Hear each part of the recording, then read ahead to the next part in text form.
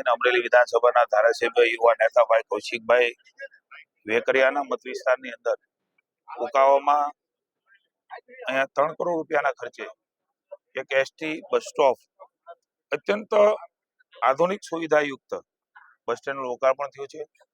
ભાઈ શ્રી જેવી કાકડિયા ધારાસભ્ય શ્રીના મત વિસ્તાર એટલે કે ધારી ને બગસરા ખાતે એસટી વર્કશોપ એમનું પણ ખાતમુહૂર્ત અહીંથી આજે થયું છે.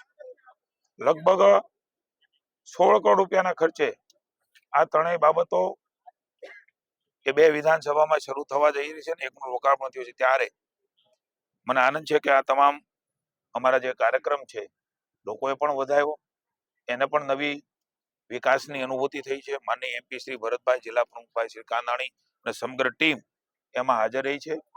જે પ્રકારે અમરેલી જિલ્લો એ કૃષિ, પશુપાલક અને સહકારી ક્ષેત્રનો જિલ્લો છે, ત્યારે મને આનંદ છે, મને ખુશી છે કે અમારી નરેન્દ્રભાઈના નેતૃત્વની દેશની સરકાર જેમણે ખૂબ ઉદારતાથી રાજ્યની અંદર કમોસમી વરસાદમાં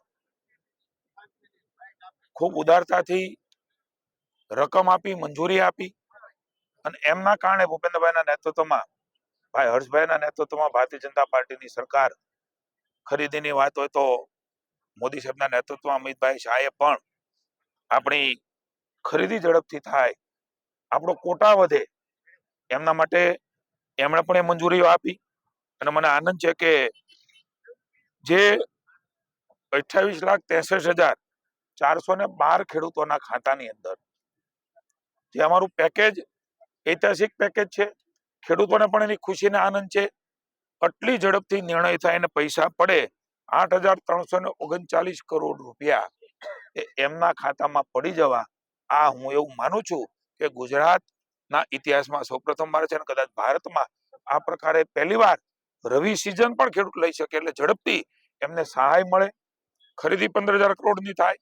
એમાં પણ હું આપણા આંકડો જણાવું, ખરીદી જે ખેડૂતોને થઈ છે 6,17,339 લાખ ખેડૂતોની ખરીદી એ થઈ ચૂકી છે 9.5 લાખમાંથી.